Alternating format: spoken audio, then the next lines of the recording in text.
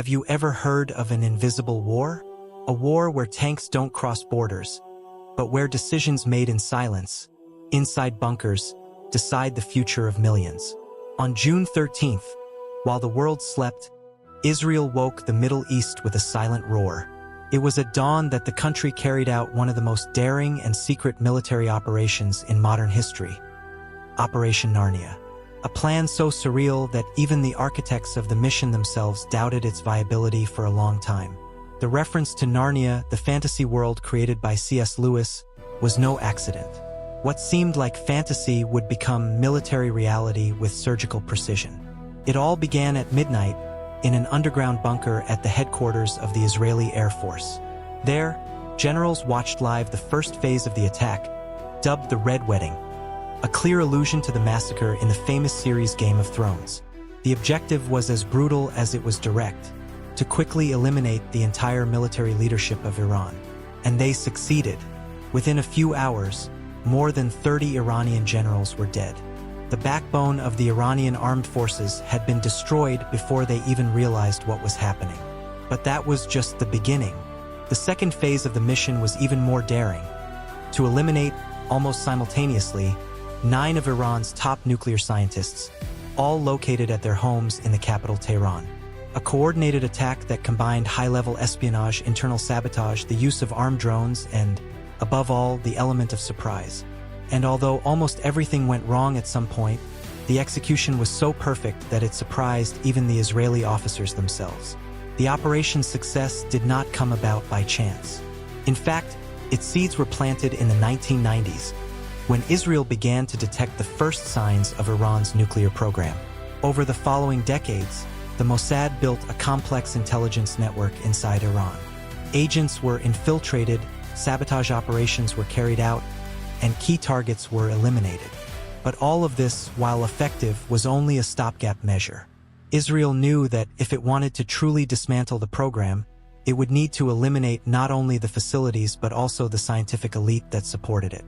It was then that the need arose for a long-range air strike, something extremely complex, which would require an almost superhuman level of military preparation.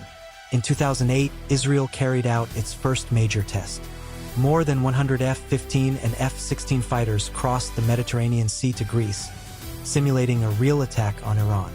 There, the pilots faced the same air defense systems that Iran had, such as the feared Russian S-300, operated by the Greeks. They practiced formation flying with multiple aircraft per tanker, rehearsed aerial refueling maneuvers, and, above all, perfected synchronized attack techniques, where missiles would hit their targets seconds apart. Despite all this preparation, Israeli leaders hesitated for years. A direct attack on Iran could trigger a regional war of catastrophic proportions, and they worried about how the United States would react. But in October 2023, everything changed. Hamas's attacks on Israel lit the fuse. The Israeli response was devastating. Hamas lost much of its infrastructure. Hezbollah, another Iranian ally, was weakened. And perhaps most important, the Bashar al-Assad regime in Syria collapsed. That was crucial. With Assad out of the game, the skies over the Middle East were wide open.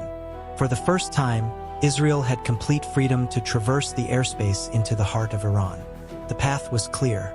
The board was set, and the pieces were about to fall. With the coast clear, Israel stepped up its infiltration into Iran. Small armed drones were smuggled into the country, hidden in suitcases, trucks, and shipping containers, and forward bases were set up inside Iranian territory itself. All this was to ensure that the attack would not be a simple aerial action, but a multifaceted operation, combining intelligence, sabotage, and surgical precision. In November 2024, some 120 Israeli officials met to define priority targets. More than 250 strategic points were mapped, including nuclear facilities, missile launchers, and key figures in the Iranian military and scientific hierarchy. This was the last chance to prevent Iran from completing its nuclear program and acquiring weapons of mass destruction. To maintain the effect of surprise, the Israeli government mounted a massive disinformation campaign. For example, Netanyahu publicly announced that he would take time off for his son's wedding, an event that was supposed to take place on June 16th. In fact, The wedding was postponed, and not even close family members knew about it. At the same time, rumors emerged about alleged disagreements between Netanyahu and President Trump, who publicly emphasized the search for a diplomatic solution to the Iranian nuclear crisis. This combination of false information led Iran to believe that Israel would never attack without the approval of the United States. Exactly what Israel needed to ensure total surprise. Everything was ready for the attack, but at the last minute, a setback threatened to ruin everything. Iranian Air Force leaders began to move around unexpectedly, adopting erratic movement patterns that suggested the possibility of an intelligence leak. Normally, this would indicate a dispersal to avoid precise strikes. However, to the surprise of the Israeli officers, the Iranian commanders did exactly the opposite. They all gathered in one place. Unbeknownst to them, they had set the stage for the devastating attack that was to come. When the Israeli missiles were fired, within minutes the Iranian military leadership was wiped out simultaneously. The chief of staff, his successor, the army chief, the intelligence chief, all fell in that single blow. At the same moment, the scientific centers were struck with almost surgical precision, eliminating the 9 top nuclear scientists. The initial offensive lasted only 4 hours, but it was enough to destroy the very foundations of Iran's nuclear program. Soon after, Israel began the second phase of the operation, bombing ballistic missile production centers, nuclear facilities, and hunting down remnants of the Iranian leadership. The campaign was intense and sustained, forcing Iran to call a ceasefire after 12 days of fighting. But despite the truce, the question remains: was the blow deep enough to definitively weaken Iran's nuclear ambitions? Some analysts believe it was. Others point to Iran's ability to rebuild itself over time. What is clear is that Operation Narnia was not just a show of force. It was the culmination of decades of planning, espionage, training, and military discipline. A calculated risk that could have triggered a devastating war in the Middle East, but which, when executed masterfully, cemented Israel as the dominant military power in the region. Operation Narnia is much more than a simple military strike. It symbolizes a new era in the Middle East power game. The success of this mission demonstrates how far the Mossad and the Israel Defense Forces have evolved in terms of intelligence, technology, and strategic capabilities. It was not just an offensive of fire and destruction, but a complex orchestration involving espionage, disinformation, and technical expertise that few countries in the world could match. The immediate impact on Iran was devastating. The simultaneous loss of its top military and scientific leaders created a command vacuum that seriously compromised the continuation of its nuclear program. In addition, the destruction of its production facilities and missile launchers drastically reduced the country's ability to project power and intimidate its adversaries in the region. Israel's message was clear and direct. It will not allow nuclear weapons to fall into the hands of regimes it views as an existential threat. But the world is watching closely. Some experts warn that Iran has a network of scientists and technicians who may try to rebuild their program over time. Middle Eastern geopolitics are volatile, and any false move could reignite tensions and lead to a larger conflict. So despite its victory, Israel remains vigilant, aware that Operation Narnia was just one battle in a larger, ongoing war.